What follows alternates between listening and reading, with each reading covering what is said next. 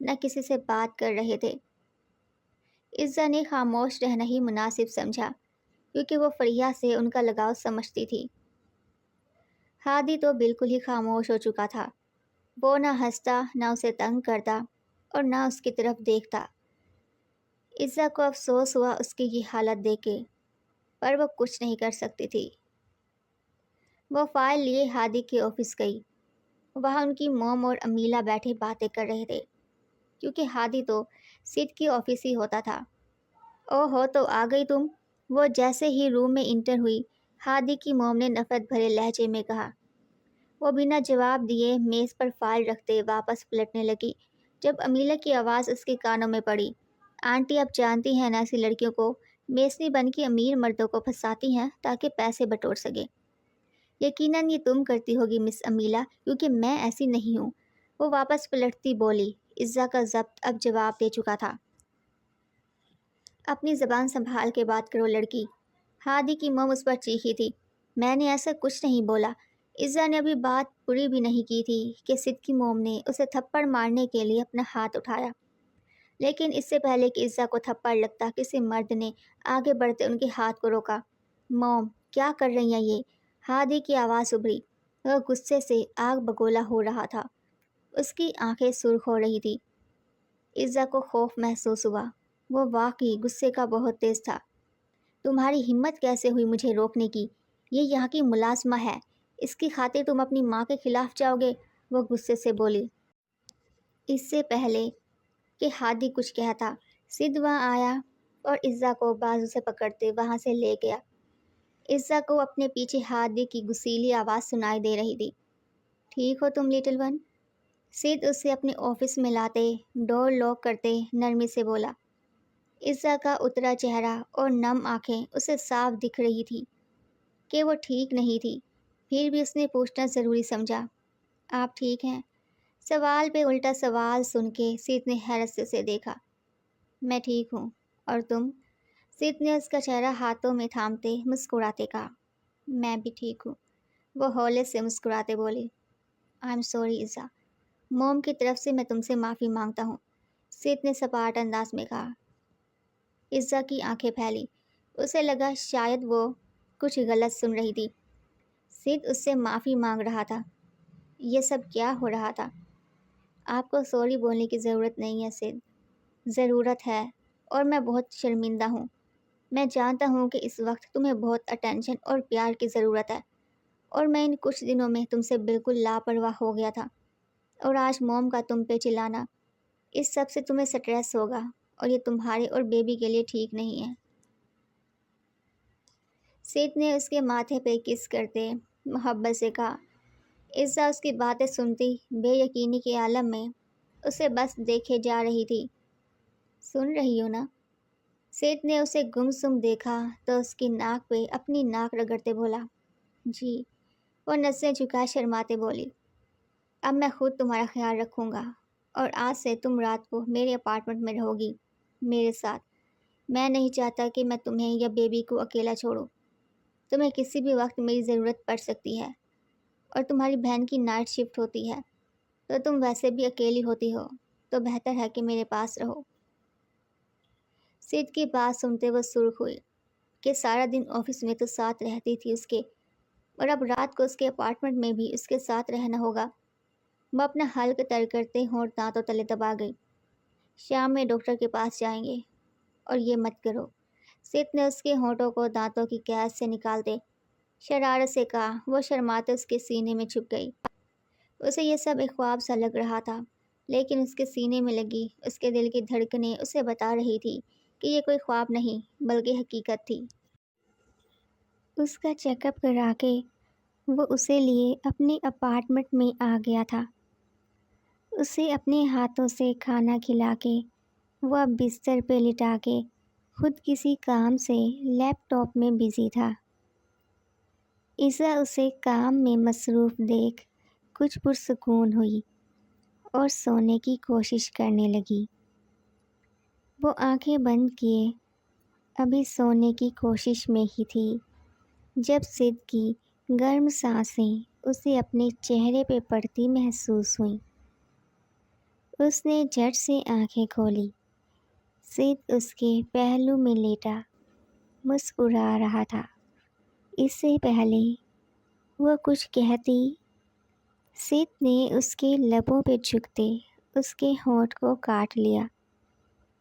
اس کے اچانک اس عمل پہ وہ سہمی اور ہانپنے لگی، پر اس کی پرواہ کیے بنا سید اس کے لبوں پہ جھکا رہا۔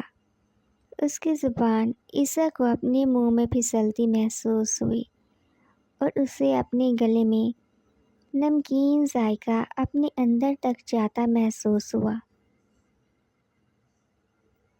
اس کی ہتھیلیاں سید کے سینے پہ پھیلی ہوئی تھی۔ اس کے گرم گوشت کو اپنے نازک ہاتھ پہ محسوس کر کے وہ تڑپی تھی۔ سید نے اس کا کندھا اپنی ہتھیلی میں پکڑا اور اس کے اوپر آ گیا۔ اس کی انگلیاں بے حد نرمی اور بڑی محنت سے عیسیٰ کی رانوں کے اوپر پھسل رہی تھی۔ عیسیٰ کا جسم بے دردی سے اس کے لمس پہ خوشی سے کانپ گیا اور اس کی انگلیاں سید کے بالوں میں پھسلنے لگی۔ سید نے اسے کھینچتے نیچے کو کیا اور اپنی گرم زبان اس کے لبوں سے ہٹاتے اس کی گردن پہ پھیری اور جا بجا اس کی گردن کو چومنے لگا۔ سید کی انگلیاں اس کے سینے پہ ٹکی ہوئی تھی، جس سے وہ بے چینی سے تڑپ رہی تھی۔ وہ عیسیٰ کی گردن کے نیچے کی طرف ہونٹوں کو سرکاتے اسے اپنے لبوں کی گرمائش سے سلگا رہا تھا۔ تم ایک اچھی لڑکی ہو عیسیٰ۔ مجھے نہیں معلوم کہ آپ کس بارے میں بات کر رہے ہیں۔ سید کی بات پہ وہ نہ سمجھتے کراتے ہوئے بولی، کیا میں تمہاری ضرورت پوری کر رہا ہوں؟ سید نے اپنی انگلی کو اس کی چھاتی پہ رگڑتے کہا۔ وہ زور سے سسکی، جی ہاں۔ اس نے سید کی انگلی ہٹانے کی کوشش میں کروٹ بدلنا چاہی، پر سید مزید اس پہ حاوی ہوا اور اس پہ محبت لٹانا جاری رکھا۔ سید کی انگلیاں مسلسل اس کی چھاتیوں پہ پھسلتی اسے سسکنے پہ مجبور کر رہی تھی۔ تم بہت خوبصورت لگ رہی ہو اس نائٹ گاؤن میں، لیکن یہ تمہارے جسم کی رعنائیوں کو چھپا رہا ہے۔ سید نے اس کے گاؤن کو پھاڑتے فرش پہ پھینکتے آنکھ ونک کرتے مدہوشی سے کہا۔ وہ اب اپنے بازو سینے پہ لپیٹے اپنی چھاتیاں چھپاتے شرما رہی تھی، اور سید اس کا باغور جائزہ لیتے اسے مزید سمٹنے پہ مجبور کر رہا تھا۔ میں نے کافی عرصے سے تمہیں نہیں دیکھا تھا پرنسس، اور آج جب اتنے دنوں بعد مجھے یہ خوش نصیب ہو ہی گئی ہے تو میں تمہیں بھی سکون سے بھر دوں گا۔ سید نے اس کی رانوں کے درمیان ایک انگلی رکھی اور اپنی انگلی کو زور سے پمپ کیا تو عیسیٰ سید کی پیٹھ کو پکڑتے ہوئے اپنے کوہلوں کو آگے کھینچتے سسکی تھی، اور سید نے اس کے کان میں محبت بھرے لفظوں میں سرگوشی کی۔ کمرہ اس کی آہوں سے بھرا ہوا تھا۔ وہ ہفتوں سے اس کی قربت کو ترس رہی تھی۔ اب جب وہ اس کی باہوں میں تھی تو تکلیف و خوشی کے ملے جلے جذبات محسوس کر رہی تھی۔ میں آج رات تمہیں خوشی سے چیختا ہوا دیکھنا چاہتا ہوں، سید نے اس کی رانوں کو لبوں سے رگڑتے ہوئے چھیڑا۔ سید کے لبوں کی گرمائش اپنے بدن پہ محسوس کرتے اس کا پورا جسم خوشگوار طور پر کانپنے لگا۔ مجھ سے یہ سب برداشت نہیں ہو رہا۔ سید کے لبوں کو اپنے جسم پہ ادھر ادھر پھسلتے پا کے وہ تڑپتے ہوئے بولی، تم پر صرف میرا حق ہے، اس لیے سہنا تو پڑے گا لٹل ون۔ سید نے اس کی ران پہ دانت گاڑنے سے پہلے مدہوش لہجے میں کہا، میں تم سے کچھ پوچھنا چاہتا ہوں۔ سید نے اس پہ حاوی ہوتے کچھ سپاٹ لہجے میں کہا۔ اس کا اچانک سے یوں بدلتا لہجہ عصا کو سہما رہا تھا۔ مجھے یہ جاننا ہے کہ تم نے دوسرے ایگریمنٹ سے انکار کیوں کیا تھا؟ سید نے اس کی گردن پہ لب رکھتے شدت سے جھکتے کہا۔ وہ سسکتے اس کے کندھے پہ ناخن گاڑ گئی۔ مجھے جواب چاہیے۔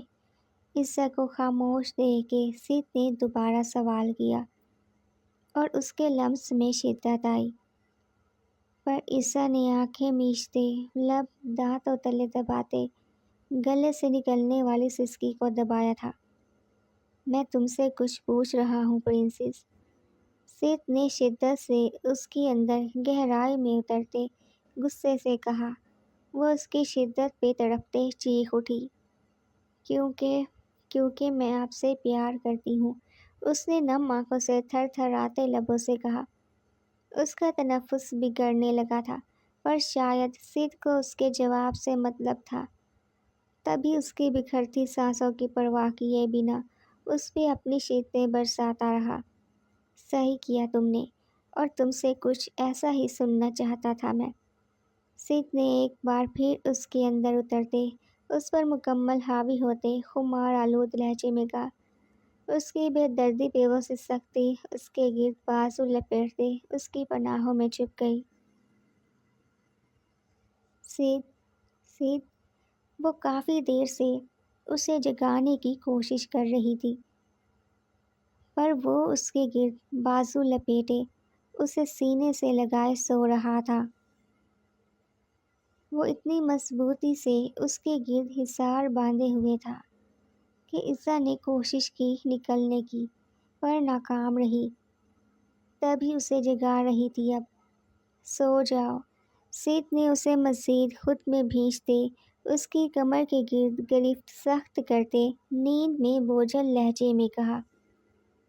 سید مجھے میرے اپارٹمنٹ میں جانا ہے، صوفیہ آنے والی ہے، اگر اس نے مجھے وہاں نہ دیکھا تو اسے پتہ لگ جائے گا۔ وہ اس کے سینے پہ انگلیاں چلاتی دھیمی آواز میں بولی۔ اوکے، دھیان سے۔ سید نے اسے اپنے حصار سے آزاد کرتے کمفرٹر منہ پہ اوڑھتے کہا۔ شاید وہ مزید سونا چاہتا تھا۔ عصا نے اس کی رات کی غربت میں گزرے پل یاد کیے تو شرم سے سرخ پڑی اور تیزی سے بیڈ سے اترتی سید کی شرٹ پہنتی وہاں سے نکلی، کیونکہ اس کا نائٹ گاؤن تو وہ رات کو 2 ٹکڑوں میں کر چکا تھا۔ وہ شرماتے ہوئے وہاں سے نکلتے اپنے اپارٹمنٹ کی طرف بھاگی۔ شکر ہے ابھی صوفیہ نہیں آئی، وہ اپنے کمرے میں جاتے ہوئے بولی۔ میرا نہیں خیال کہ اتنی جلدی تمہیں شکر کرنا چاہیے۔ صوفیہ کی آواز پہ وہ پلٹی۔ وہ کچن کے دروازے میں کھڑی کافی پی رہی تھی۔ صوفیہ؟ اس کے لب ہلے۔ جی میں۔ تو آپ بتانا پسند کریں گی کہ کیا ہو رہا ہے یہ سب؟ صوفیہ سپاٹ لہجے میں بولی۔ اس کے لہجے سے ناراضگی اور غصہ جھلک رہا تھا۔ وہ سید کے پاس تھی، دراصل اسے میری فکر ہو رہی تھی، بیبی کی، کیونکہ میں یہاں رات کو اکیلی سوتی تھی تو تبھی اس نے کہا کہ رات وہاں رہا کروں۔ عصا نے نسیں جھکاتے دھیرے سے کہا۔ تو کیا تم اس کے ساتھ سوئی ہو؟ کیونکہ تمہاری حالت دیکھ کے صاف پتہ لگ رہا ہے۔ صوفیہ اس کے پاس آتی، اس کی گردن پہ نظر آتے دانتوں کے نشان کی طرف اشارہ کرتے بولی۔ عصا نے سر جھکا لیا۔ مجھے یقین نہیں ہو رہا کہ تم ایسا کر سکتی ہو۔ کب سے چل رہا تھا یہ سب؟ اور کب سے تم مجھ سے جھوٹ بولے جا رہی تھی؟ صوفیہ غصے سے بولی۔ جب فرانس گئے تھے تب سے، اور میں نے اس لیے نہیں بتایا تھا کیونکہ تم مجھے ایسا نہیں کرنے دیتی۔ عصا نے نم آنکھوں سے اسے دیکھتے کہا۔ ظاہر ہے میں تمہیں کبھی ایسا نہیں کرنے دیتی، کیونکہ وہ دونوں بھائی کوئی عام نہیں ہے، ارب پتی ہے، اور ان پہ یقین کرنا بے وقوفی کے سوا کچھ نہیں۔ تم ایسا کیوں کہہ رہی ہو؟ سید ایسے نہیں ہیں، وہ بہت اچھے ہیں۔ عزا صوفیہ کی باتیں سنتی رنجیدہ ہوئی۔ اچھی ہونے کا مطلب یہ نہیں کہ تم اس سے محبت کر بیٹھو۔ وہ جتنا بھی اچھا ہو، آخر میں اس نے تم سے اپنا بچہ لے لینا ہے اور تمہیں نکال دینا ہے۔ شاید تم بھول رہی ہو کہ اس کا یہ اچھا پن صرف اور صرف اس بچے کی وجہ سے ہے۔ وہ اس بیبی کی خاطر تم سے محبت سے پیش آ رہا ہے، ورنہ تم بہت بہتر جانتی ہو نا ان بھائیوں کو، صوفیہ نے تقریباً چلاتے ہوئے کہا۔ سید ایسا کچھ نہیں کریں گے، تم اتنی منفی مت سوچو، تم مجھے پریشان کر رہی ہو صوفیہ۔ عزا کو فکر ہوئی، میں پریشان نہیں کر رہی، صرف تمہیں حقیقت بتا رہی ہوں تاکہ تم تیار رہو، کیونکہ اس بچے کے دنیا میں آتے ہی یہ کانٹریکٹ ختم اور تمہارا سید کی زندگی سے تعلق بھی ختم، تو بہتر ہے تم آنکھیں کھول کے جیو۔ وہ دونوں بھائی ہی بہت چالاک ہیں، تمہیں بہلا پھسلا کے پتہ نہیں کیا کرانا چاہ رہے ہیں، اور سید بھی کوئی معصوم نہیں ہے۔ یہ پیار صرف اس لیے دکھا رہا ہوگا تاکہ تم سے اپنی ضرورتیں پوری کر سکے، کیونکہ تم تو ہو ہی سدا کی بے وقوف۔ اس نے پیار سے تو باتیں کیا بول دی، تم اس کا یقین کر بیٹھی۔ صوفیہ غصے میں بولتی ہی چلی گئی۔ اس کی باتیں سنتی عزا کی آنکھیں بھر آئی تھی۔ سید کی محبت جھوٹ تھی کیا؟ وہ یہ سوچ کے ہی اپنا دل ڈوبتا محسوس کر رہی تھی۔ وہ بنا کوئی جواب دیے اپنے کمرے میں چلی گئی۔ عزا میری بات سنو، میں تمہارا دل نہیں دکھانا چاہتی تھی، مجھے صرف تمہاری فکر ہے، تبھی کہہ رہی تھی۔ صوفیہ نے اسے پیچھے سے آواز دی، پر وہ اپنے کمرے میں داخل ہوتی دروازہ بند کر چکی تھی۔ مل گیا اب سکون، یا پھر اور بھی تکلیف پہنچانی ہے اسے؟ صوفیہ بھی افسوس سے سر جھٹکتے پلٹی ہی تھی کہ دروازے سے ٹیک لگائے ہادی کی آواز آئی۔ کیا مطلب؟ صوفیہ نے اپنا حلق تر کیا، اس کا دل سہم سا گیا، کہیں ہادی نے سب سن تو نہیں لیا تھا۔ وہ غصے کا کتنا تیز تھا، یہ بات تو وہ بھی اچھے سے جانتی تھی، تبھی وہ سہم گئی۔ مطلب یہ کہ اپنی چھوٹی بہن کا دل دکھا کے کیسا لگ رہا ہے تمہیں؟ ہادی سینے پہ ہاتھ باندھے اس کی طرف سنجیدگی سے بڑھتے ہوئے بولا۔ اس کے چہرے پہ چھائی سنجیدگی اور آنکھوں میں جھلکتا غصہ اس بات کی نشاندہی تھا کہ وہ سب سن چکا تھا۔ وہ آفس جانے کے لیے عزا کو پک کرنے آیا تھا، لیکن صوفیہ کی آواز پہ وہ وہیں رک گیا تھا۔ میں اس کا دل نہیں دکھانا چاہتی تھی، مجھے صرف اس کی فکر ہے اور کچھ نہیں، صوفیہ نے اٹکتے ہوئے کہا، اور نظریں فرش پہ گاڑ لی کہ ہادی کی شعلے برساتی نگاہوں کو سہنے کی اس میں ہمت نہیں تھی۔ میرے خیال سے بہتر یہ ہے کہ تم اپنے کام سے کام رکھو، اس کے پیٹ میں میرے بھائی کا بچہ ہے، اور اس وقت تک میرے بھائی کے لیے وہ چھوٹی لڑکی دنیا کی سب سے قیمتی شے بنی ہوئی ہے، تو تمہیں ذرا بھی ٹینشن لینے کی ضرورت نہیں ہے۔ وہ سیف ہے میرے بھائی کے ساتھ، فزیکلی بھی اور ایموشنلی بھی۔ ہادی نے اس کی تھوڑی پکڑتے سپاٹ لہجے میں کہا۔ صوفیہ سر ہلا کے رہ گئی۔ تمہاری بہن جتنی بے وقوف ہے، تم اتنی ہی تیز ہو۔ پیاری تو تم بھی ہو، لیکن تمہاری یہ زبان بہت چلتی ہے، اسے تھوڑا کم چلایا کرو۔ ہادی نے ایک جھٹکے میں اس کی تھوڑی چھوڑتے اس پہ قہر بھری نگاہ ڈالتے کہا۔ اسے غصہ تو بہت آ رہا تھا، لیکن وہ ضبط کر گیا کہ عزا کی بہن تھی وہ، اور وہ اس وقت مزید اسے پریشان نہیں کرنا چاہتا تھا، تبھی وہ گھور کے واپس چلا گیا۔ ان کا بس چلے تو جان ہی لے لے، کس قدر ظالم بے حس معلوم ہوتا ہے یہ، صوفیہ نے اپنی تھوڑی سہلاتے کہا، جو ہادی کی سخت گرفت کی وجہ سے تپنے لگی تھی۔ عزا کہاں ہے؟ سید جو کار میں اس کا اور عزا کے آنے کا ویٹ کر رہا تھا، ہادی کو اکیلا آتے دیکھ کے بولا، مجھے لگتا ہے آج اسے آرام کرنے دینا چاہیے۔ ہادی نے سپاٹ انداز میں کہا۔ کیوں؟ کیا ہوا؟ سب ٹھیک تو ہے نا؟ سید نے فکر مندی سے کہا۔ ہاں ہاں ٹھیک ہے، مجھے لگتا ہے اب تمہیں کچھ سوچنا پڑے گا۔ جیسا ہم نے سوچا تھا ویسا کچھ بھی نہیں ہوا، سب کچھ بگڑ چکا ہے۔ ہم نے پہلے ہی ڈیسائیڈ کیا تھا کہ اس سب میں کوئی پیار ویار نہیں ہوگا، لیکن وہ لڑکی تو سیریس ہو چکی ہے، اور ساتھ میں تم بھی شاید اس میں دلچسپی لینے لگ گئے ہو۔ ہادی نے سنجیدگی سے کہا۔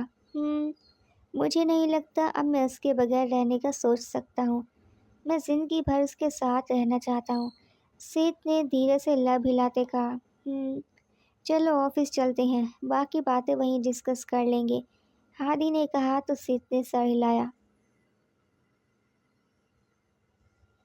3 مہینے مکمل ہو چکے تھے۔ صوفیہ نے عزت سے اپنے رویے کی معافی مانگی تھی، پر وہ کئی دن تک اس سے ناراض رہی اور پھر جا کے مانی۔ ابھی بھی وہ رات میں سید کے روم میں ہی سوتی تھی اس کے پاس، لیکن ہر گزرتے دن کے ساتھ وہ اس کے قریب سے قریب تر ہوتی جا رہی تھی، اور سید کا بھی کچھ یہی حال تھا۔ وہ دن بہ دن عزا کو لے کے پوزیسو ہوتا جا رہا تھا، ہر سیکنڈ اس کے پاس رہنا، خود اسے کھانا کھلانا، اور اب آفس میں بھی وہ اسے اپنے روم میں ہی اپنے ساتھ رکھتا تھا۔ عزا شرما کے سرخ ہو جاتی اس کی محبتوں پہ۔ وہ اس کی لاڈلی بن چکی تھی، اب بس اس کی بیوی بننے کی خواہش اس کے دل میں دبی ہوئی تھی، وہ نہ جانے کب پوری ہونی تھی۔ عزا یہ لو، سید نے اس کی طرف جوس کا گلاس بڑھاتے نرمی سے کہا۔ سید مجھے نہیں پینا جوس، میں پہلے ہی ایک گلاس پی چکی ہوں، پلیز مجھے چکن برگر منگوا دیں، وہ بھی بہت ساری چیز کے ساتھ۔ وہ اس کی طرف دیکھتی معصوم شکل بناتے بولی۔ ہفتے ہو چکے تھے فاسٹ فوڈ کھائے، سید نے ڈاکٹر کی ہدایات کے مطابق اس کی ڈائٹ رکھی ہوئی تھی، اور چونکہ وہ سارا دن اسے اپنے ساتھ ہی رکھتا تھا تو وہ چوری چپکے بھی اپنی مرضی سے کچھ نہیں کھا پاتی تھی۔ نو فاسٹ فوڈ، چپ چاپ یہ جوس پیو، میرا بیبی یہ جوس پینا چاہتا ہے تو تمہیں اس بات کا دھیان رکھنا چاہیے، سید نے شرارت سے اس کا گال سہلاتے کہا۔ کیا آپ کو کوئی غلط فہمی ہوئی ہے؟ اسے جوس نہیں پینا، وہ چکن برگر کے لیے ترسا ہوا ہے، تو آپ اپنی بیبی کی فرمائش پوری کریں اور اس کے لیے برگر منگوا دیں، ورنہ آپ کی مرضی، اگر آپ ایک اچھے ڈیڈ نہیں بننا چاہتے تو پھر میں کیا کر سکتی ہوں؟ عزا نے منہ بناتے لاپرواہی سے کندھے اچکائے، اس کی چالاکی پہ سید مسکرا دیا۔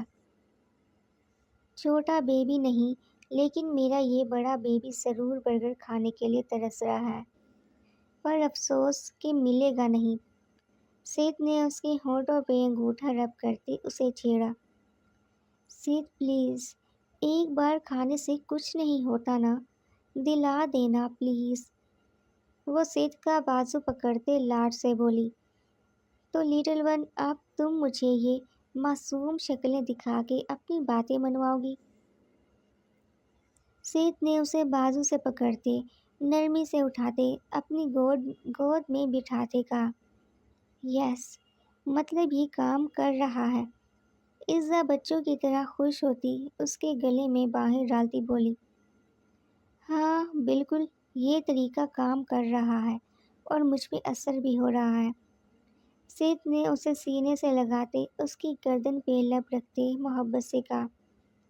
وہ دن بہ دن جیسے اس کی لاڈلی ہوتی جا رہی تھی، سید بھی اس کے لاڈ اٹھاتے اسے اپنی آنکھوں کا تارا بنائے ہوئے تھا۔ برگر کھانا ہے نا تمہیں؟ سید نے سرگوشی کی۔ ہاں، وہ اس بات میں سر ہلا گئی۔ ٹھیک ہے، لیکن اس سے پہلے ایک ایگریمنٹ کرنا ہوگا، سید نے تھوڑا سیریس ہوتے کہا۔ کیسا ایگریمنٹ؟ عزا کا چہرہ سپاٹ ہوا۔ اگلے ہی لمحے سید نے اسے کمر سے تھامتے اس کا رخ ٹیبل کی طرف کیا اور عزا کی پیٹھ اس کے چوڑے سینے سے جا لگی۔ اس نے ایک ہاتھ عزا کے پیٹ کے گرد حائل کرتے دوسرے سے ٹیبل پر رکھی ایک فائل اٹھاتے عزا کے سامنے رکھی۔ یہ رہا ایگریمنٹ۔ سید نے اس کے شانے پہ تھوڑی رکھتے سرگوشی کی۔ لیکن یہ کیا ہے؟ کیسا ایگریمنٹ؟ عزا اداس سی ہوئی تھی۔ اس کا دل زور سے دھڑکنے لگا۔ اسے پرانے دن یاد آنے لگے۔ اس ایگریمنٹ کے مطابق تم زندگی بھر کے لیے خود کو میرے نام کر دو گی۔ اپنی آخری سانس تک صرف اور صرف میری بن کے رہو گی اور میں صرف تمہارا، سمجھی؟ سید نے فائل کھولتے پیپر پہ سائن کرتے محبت سے بھرپور لہجے میں کہا، جبکہ عزا پیپرز کو دیکھتے جیسے حیران سی ہوئی۔ وہ میرج پیپرز تھے اور سید ان پہ سائن کر چکا تھا اور اب عزا کے ہاتھ میں پین پکڑایا۔ عزا کو اپنی آنکھوں پہ یقین نہ آیا کہ سید نے سائن کر دیے تھے۔ مطلب وہ اس کا ہو چکا تھا اور اسے اپنا بنانا چاہتا تھا۔ عزا نے کانپتے ہاتھوں سے جیسے ہی سائن کرنا چاہے اسی پل کوئی آفس کا دروازہ زور سے کھولتے آفس میں داخل